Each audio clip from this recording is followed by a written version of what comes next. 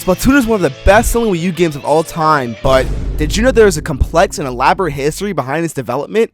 Today, I'll cover the development history and all of the unused content in Splatoon for the Nintendo Wii U. Development for a brand new IP internally known as Gambit began in mid-2013 when Shitaro Sato, a programmer behind the new Super Mario Bros. Games and, initially developed and programmed the first ever prototype behind Splatoon. These Lego blocks were supposed to resemble tofu. Yeah, that's right. Tofu. And these blocks of tofu are supposed to shoot ink out of their bodies and cover turf around a maze. Although they couldn't dive into ink at this point of development, they would instead hide in the color of their ink, as long as it matched the ink on the floor, which essentially is the same thing. When players got hurt, they would get smaller and eventually turn red. The idea of a 4v4 ink covering game stuck throughout the entirety of development. However, the tofu definitely had to go. Nintendo's next idea for the start of the brand new IP was actually bunny rabbits, with some of their concept art dating all the way back to 2010. These bunny rabbits would have only been found in white and black, and they made it incredibly far to the development of Splatoon. Lots of conceptual art was drawn, models of the rabbits were tested, and they even made it in-game into what looks like Urshan Underpass. But in early 2014, when Splatoon was shown off to higher-up staff members at Nintendo, they received a mixed reception at best. The upper staff members noticed that it would have been incredibly easy to see the ink on the bunnies, due to the colors contrasting a little bit too much, and they all asked the same exact question: why are bunnies shooting ink? So with this new critique, the development team went back to the drawing board and had to find a new mascot for their brand new game. Around this point in development, Nintendo developed and considered many potential character designs, including Mario. Yeah, Mario. But it was around this time that the idea of squids was introduced and designed. The team realized that having squids shoot out ink and hide in the same ink would make much more sense in the context of the game, but looking at this initial concept art, these freaks of natures were incredibly ugly and it wouldn't fly off store shelves. So as the development team continued to build off the ideas of the squids, they came up with the concept of two different forms for the different phases of gameplay: a squid for swimming in the ink and a kid for shooting ink. And you could turn to a squid and a kid. Wait, no! Eventually, the development team settled on Splatoon's current mascot, the Inklings, before Splatoon's test fire in E3 2014. Moving on to all of the unused content in Splatoon, the title screen song for Splatoon's global test fire is present in the game files, but it goes unused, and it would have sounded a little bit like this.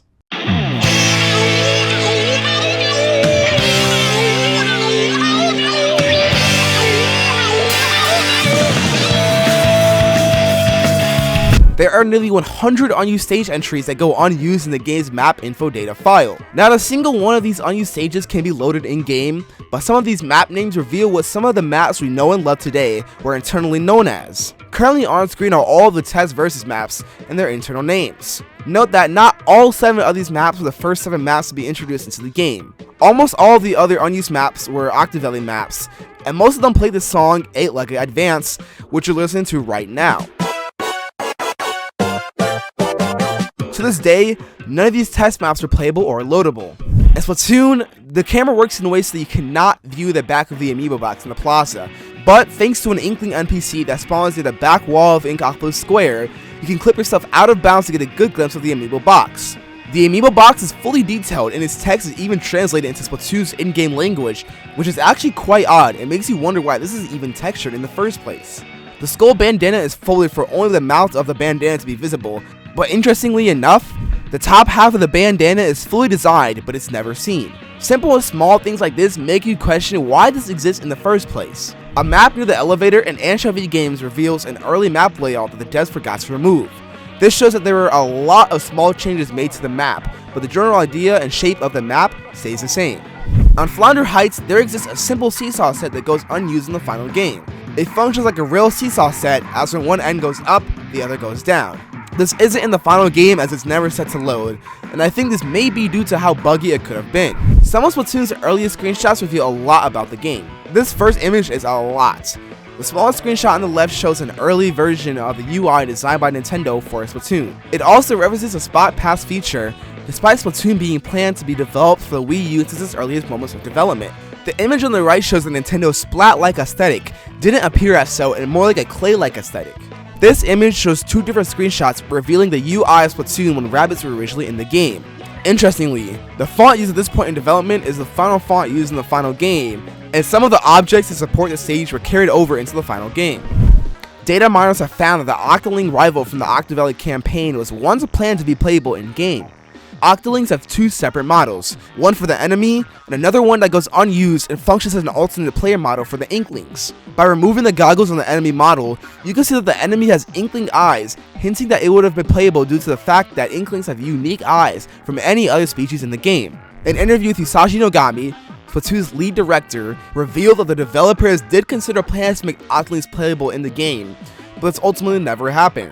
One very unique fact about the playable Octolings is their unique version of the Kraken, with their tentacles curling up instead of down. This is simply more evidence that the Octolings were at some point designed to be playable in-game. With over 250 clothing items in Splatoon, there is bound to be some unused or altered gear left over in the game files.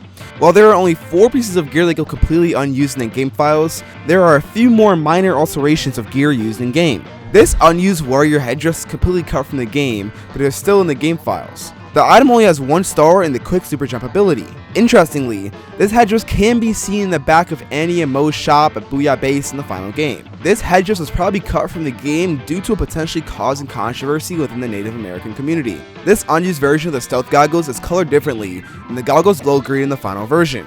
This headgear would have been attainable by pre-ordering Splatoon through the global test fire.